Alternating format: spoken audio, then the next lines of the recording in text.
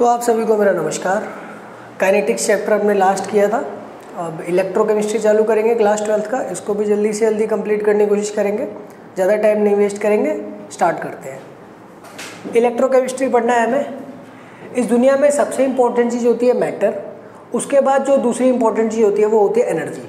या और simple language में बोलूँ, इस यूनिवर्स में सिर्फ दो ही चीज़ें हैं। एक तो जो भी चीज़ आप देख पा रहे हो या तो वो मैटर निकलेगी या तो वो एनर्जी निकलेगी, इसके अलावा कुछ भी नहीं है। ठीक, कोई भी चीज़ आप देखोगे या तो वो जगह घेर रही होगी, ठीक है। अगर कोई चीज़ जगह घेरती है उसका मास होता है तो मैटर होता है।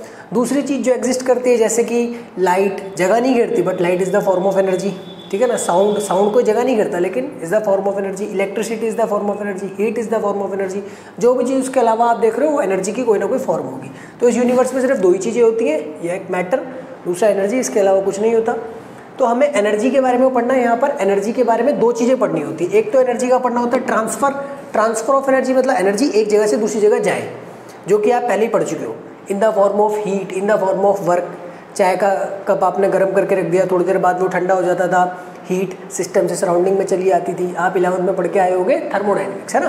तो ट्रांसफर ऑफ एनर्जी, एनर्जी एक जगह से दूसरी जगह जाती है, ये आपने कहाँ पढ़ा हुआ है? Class 11th thermodynamics. ठीक, नेक्स्ट आपको जो पढ़ना है वो है transformation of energy. Transformation of energy जहाँ हम पढ़ते हैं वो होता है इलेक्ट्रोकेमिस्ट्री। ट्रांसफॉर्मेशन मतलब, ट्रांसफर मतलब एनर्जी एक जगह से दूसरी जगह जाना, ट्रांसफॉर्मेशन मतलब एनर्जी की फॉर्म चेंज हो जाना। क्या चेंज हो जाना?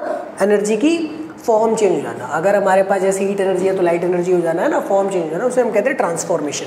तो यहाँ पे जैसे नाम से पता लग रहा है कौन कौन सी फॉर्म में चेंज होगी। Electro means electrical energy, chemistry means chemical energy. यहाँ पे जो हम फॉर्म चेंज पढ़ेंगे वो इलेक्ट्रिकल एनर्जी या तो केमिकल में जा रही होगी, केमिकल एनर्जी या तो इलेक्ट्रिकल में जा रही होगी। तो electrochemistry is the branch of chemistry which deals with the inter conversion between chemical energy and electrical energy. आपने देखा भी होगा सेल्स होते हैं आपके पास, सेल आप घर में लगाते होगे घड़ी वगैरह में, तो उसके अंदर क्या होते हैं? केमिकल्स भरे होते हैं ना। वो केमिकल से केमिकल एनर्जी होती है केमिकल से, और थोड़ी देर बाद वो आपकी लाइट जला देते हैं, हीट जला देते हैं ना, तो वो केमिकल एनर्जी को इलेक्ट्रिकल एनर्जी में कन्वर्ट कर देते हैं। ठीक, तो सेल वगैरह आपने पढ़ा होगा। तो इलेक्ट्रोकेमिस्ट्री ये आपको पढ़ना है क्लास 12th में।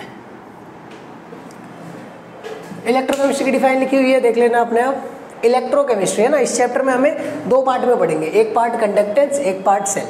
कंडक्टेंस पढ़ लेंगे, सेल वाला पार्ट बहुत इंपॉर्टेंट है, यहाँ से एग्जाम में जरूर मिलेगा। ठीक, इसमें से ही बोले तो ये वाला पार्ट बहुत जरूरी, यहाँ से तो 101% पेपर में क्वेश्चन आना ही आना है। यहाँ से सबसे कम चांस होता है, फिर ये वाला सबसे इंपॉर्टेंट ये, फिर ये सबसे लास्ट में ये। यहाँ पे भी एक दो फैराडे लॉ वगैरह है, वो भी इंपॉर्टेंट है, ज़्यादा इंपॉर्टेंट नहीं है, लेकिन ये दोनों बहुत जरूरी है। इनमें भी ये सबसे जरूरी, यहाँ से तो क्वेश्चन आएगा ही आएगा।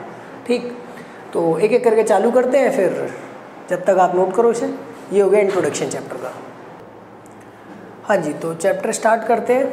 इंट्रोडक्शन हो चुका था। नेक्स्ट हमने 3 पार्ट बताए थे, इसमें से पहला पार्ट होता है कंडक्टेंस, वो स्टार्ट कर रहे हैं। बुक में बीच में दिया होगा कंडक्टेंस, बट हम कंडक्टेंस से पढ़ाते हैं हमेशा स्टार्टिंग से। ठीक, तो कंडक्टेंस क्या होता है हमारे पास? कंडक्टेंस में एक वर्ड आएगा कंडक्शन। कंडक्शन मतलब करंट का फ्लो करना थ्रू ए कंडक्टर, ठीक है ना। करंट फ्लो करता है थ्रू ए मटेरियल, जिसको हम कहते हैं कंडक्टर। जिस सब्सटेंस के थ्रू फ्लो करता है उसे हम कहते हैं कंडक्टर, और इस फिनोमेना को हम कहते हैं कंडक्शन। अब जिस सब्सटेंस के थ्रू फ्लो करेगा वो क्या क्या हो सकता है? वो एक वायर हो सकती है, वो एक मेटल की प्लेट हो सकती है जिसे हम इलेक्ट्रोड बोलते हैं, वो एक सॉल्यूशन भी हो सकता है। जैसे एक गिलास पानी में नमक घोल दिया NaCl, तो उसमें से भी तो करंट पास हो जाएगा। ठीक, तो ये चीज़ें हो सकती हैं। कंडक्टर आपके पास वही सब्सटेंसेस, जैसे मैंने बताया क्या क्या चीज़ें हो सकती है इससे करंट पास कर सकता है। अगर वो वायर है या इलेक्ट्रोड है तो मेटल की बनी होगी, चाहे प्लेट हो चाहे वायर हो, तो मेटल की बनती है ना, तो उसे हम कहते हैं मेटेलिक कंडक्टर। उसे हम क्या कहते हैं? Metallic conductor. नेक्स्ट होता है हमारे पास इलेक्ट्रोलाइटिक। इसी जो सॉल्यूशन होता है, सॉल्यूशन ऑफ इलेक्ट्रोलाइट्स, जैसे NaCl का सॉल्यूशन हो गया, KCl का, HCl का, KOH का, उसको हम क्या बोलेंगे? Electrolytic conductor. ठीक है, दोनों में डिफरेंस क्या है देख लेते हैं जरा। एग्जाम पॉइंट ऑफ व्यू से बहुत ज़्यादा जरूरी नहीं है, थ्योरी चल रही है। ठीक है, न्यूमेरिकल वाला चैप्टर है, एग्जाम वाली वीडियो मैंने अलग से बना रखी है, क्या क्या जरूरी है वहाँ। न्यूमेरिकल पहले करने, थ्योरी ज़्यादा नहीं करनी है। न्यूमेरिकल्स आते हैं एग्जाम में। ठीक, मैं तो इसलिए लिखवा रहा हूँ ऐसी चीज़ ताकि आप नोट्स कंप्लीट कर सको अपने। ठीक है, बाकी आपको अच्छे से पढ़ना है तो पढ़ भी सकते हो। इलेक्ट्रोलाइटिक कंडक्टर क्या होते हैं हमारे पास, और मेटेलिक क्या होता है? मेटेलिक कंडक्टर वो होते हैं जिसके अंदर जो करंट होता है, कभी भी आप जानो करंट कहीं पे होता है वो दो चीज़ों की वजह से होता है, बचपन से आप पढ़ते आए, या तो इलेक्ट्रॉन्स की वजह से या तो आयंस की वजह से। तो जिनमें इलेक्ट्रॉन्स की वजह से होता है करंट, उन्हें हम क्या कहते हैं? Metallic conductor. और जिसमें आयंस की वजह से होता है उसे हम क्या कहते हैं? Electrolytic conductor. इसके अंदर मैटर का ट्रांसफर नहीं होता, मैटर का ट्रांसफर नहीं होता, इसके अंदर मैटर का ट्रांसफर होता है। मैटर का ट्रांसफर से मैं क्या कहना चाह रहा हूँ, अगर आप देखो कोई भी मेटेलिक कंडक्टर है, जैसे आयरन की रॉड है, तो उसमें दो चीज़ें होंगी, Fe+2 2 इलेक्ट्रॉन, Fe+2 2 इलेक्ट्रॉन, ऐसा होगा ना वो। तो इसके अंदर Fe+2 तो अपनी जगह पे है, पॉजिटिव आयन, जा कौन रहा है, इलेक्ट्रॉन जा रहा है, इलेक्ट्रॉन जा रहा है, तो ये मैटर है, ये मैटर नहीं है। मैटर कौन होता है, मैटर वो होता है जिसका मास हो, जो जगह घेरे। इलेक्ट्रॉन का मास तो ना के बराबर होता है। जब हम एटम का मास निकालते हैं, किसी एटम का मास निकालते हैं, तो उसमें प्रोटॉन और न्यूट्रॉन का मास जोड़ते हैं, सिर्फ इलेक्ट्रॉन को तो जोड़ते ही नहीं, आपने नोटिस किया होगा। ठीक, क्यों नहीं जोड़ते हो कि इलेक्ट्रॉन का मास तो ना के बराबर होता है। जिसका मास ही ना के बराबर है, ना के बराबर मतलब 0 लगभग, तो वो मैटर नहीं होगा ना, तो मैटर का ट्रांसफर नहीं होता है इसके अंदर। इसके अंदर मैटर का ट्रांसफर होता है। इसके अंदर ऐसे कोई सॉल्यूशन NaCl का, तो Na+ और Cl- यही आयंस मूव करेंगे, और Na+ जा रहा है, Cl- जा रहा है, तो साथ साथ मैटर जा रहा है। ठीक, कोई भी कंडक्टर होता है तो कंडक्टर के अंदर करंट को, फ्लो को अपोज करने की टेंडेंसी होती है, इसको हम कहते हैं रेजिस्टेंस, है ना। तो रेजिस्टेंस जो होता है इसका किस वजह से होता है, वाइब्रेशन ऑफ पॉजिटिव आयन। इसके अंदर जो रेजिस्टेंस होता है वो पॉजिटिव आयन के वाइब्रेशन की वजह से होता है। इसके अंदर जो रेजिस्टेंस होता है वो इंटर आयोनिक अट्रैक्शन की वजह से होता है। किसकी वजह से होता है, इंटर आयोनिक अट्रैक्शन। यहाँ पे टेम्परेचर बढ़ाते हैं तो रेजिस्टेंस बढ़ जाता है। क्यों बढ़ जाता है भाई, देखो सीधी सी बात है, ये हमारे पास पॉजिटिव आयन है, ऐसे ऐसे ऐसे ऐसे ऐसे ऐसे ऐसे पॉजिटिव आयन वाइब्रेट कर रहा है। कोई भी मेटल होता है, मेटल के अंदर क्या होता है, पॉजिटिव आयन अपनी जगह पे वाइब्रेट कर रहा होता है, और इलेक्ट्रॉन ऐसे ऐसे मूव कर रहे होते हैं। अब ये इतनी वाइब्रेशन है तो कुछ इलेक्ट्रॉन के फ्लो को रोकेगा। टेम्परेचर बढ़ाते हैं तो ये वाइब्रेशन का मैग्नीट्यूड बढ़ जाता है। वाइब्रेशन अब बड़ी हो गई।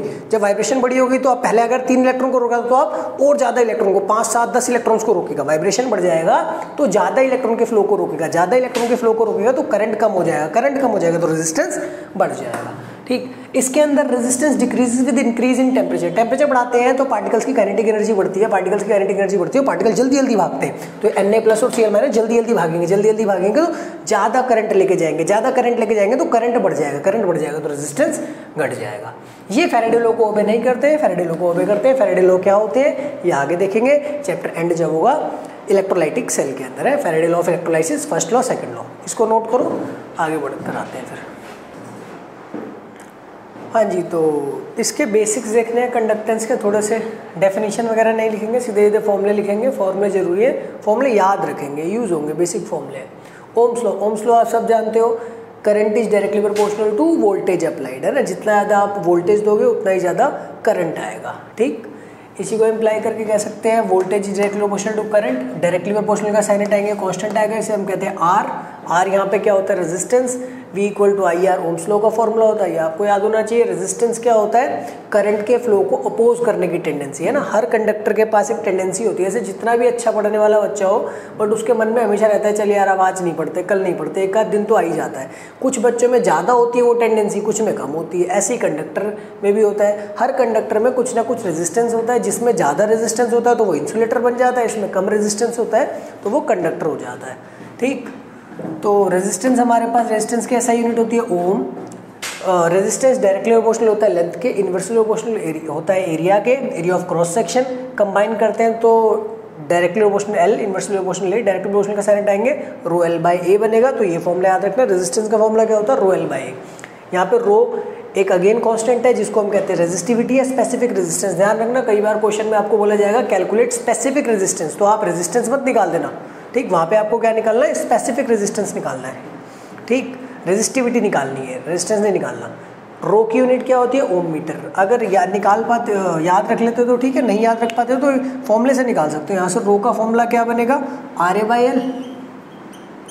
आर की यूनिट आपने निकाली थी ओम, एरिया की मीटर स्क्वायर होती है, लेंथ की मीटर, इससे कटेगा तो क्या बचेगा, ओम मीटर ही तो बचेगा। ठीक, ये यूनिट ऐसे निकाल भी सकते हो आप किसी भी फॉर्मूले से। नेक्स्ट आता है हमारे पास कंडक्टेंस। कंडक्टेंस का मतलब करंट कितनी आसानी से फ्लो कर रहा है। रेजिस्टेंस मतलब opposition to the flow of electron. ठीक, रेजिस्टेंस मतलब opposition to the flow of electron. Conductance मतलब ease with which current can flow, कितना आसानी से करंट फ्लो कर सकता है। ठीक, रेजिस्टेंस का उल्टा होता है 1/R फॉर्मूला होता है, याद रखना। SI यूनिट भी उल्टी हो जाएगी। R अगर रेजिस्टेंस की यूनिट ओम थी तो कंडक्टेंस की क्या हो जाएगी, ओम इनवर्स, है ना। ओम इनवर्स को हम साइमन भी कहते हैं, मोह भी कहते हैं। ओम का उल्टा MHO, OHM का उल्टा MHO। कंडक्टिविटी, कंडक्टिविटी है स्पेसिफिक कंडक्टर। जैसे रेजिस्टेंस के साथ जो कांस्टेंट आया था वो था रेजिस्टिविटी, कंडक्टेंस के साथ जो कांस्टेंट आएगा वो कंडक्टिविटी। कंडक्टिविटी है स्पेसिफिक कंडक्टेंस के, जिसको हम कापा से डिनोट करते हैं। इस सिंबल का नाम होता है रो, इस सिंबल का नाम होता है कापा। तो रसी ये क्या होता है, रेसिप्रोकल ऑफ रेजिस्टिविटी, रेजिस्टिविटी का उल्टा होता है 1/ρ, रो का फॉर्मूला RA/L आप पुट कर सकते हो 1, और फिर अगर हम R को उधर भेजें तो K/R किसके बराबर होगा, L/A। L/A को हम क्या कहते हैं, सेल कांस्टेंट। तो ये फॉर्मूला भी आप याद रखना, K/R is equal to cell constant. Cell constant को हम G स्टार से डिनोट करते हैं, किससे डिनोट करते हैं, G स्टार से डिनोट करते हैं सेल कांस्टेंट को। आप कहोगे सर ये नया टर्म क्या है सेल कांस्टेंट, L/A।